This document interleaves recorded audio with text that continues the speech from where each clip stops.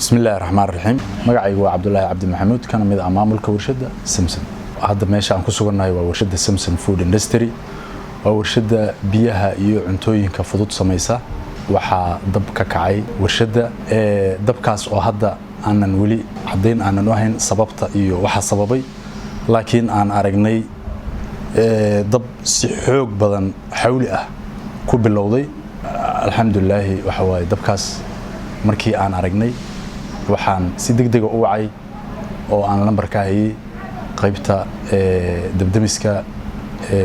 hormud sidii buuna ku imaaday kaga qayb qaateen meesha ay ku imaadeen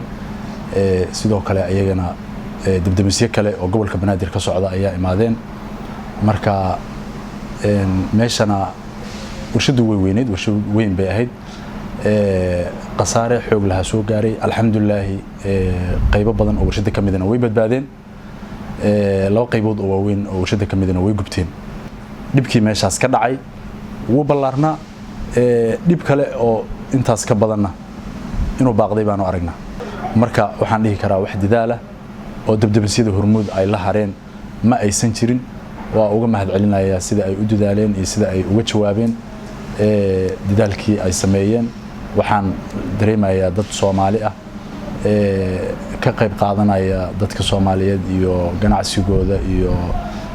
ka damqanaya inay ahaayeen wixii ku aadanana ay nala qaateen ay qaybtooda ka qaateen wixii ku aadanaa inay qabtaan way qabteen qaybtoodana way ka qaateen waana uga mahadcelinayaa hormuud dabdamisyadaas sidii ay noola shaqeeyeen iyo sidii nooga jawaabeen codsigan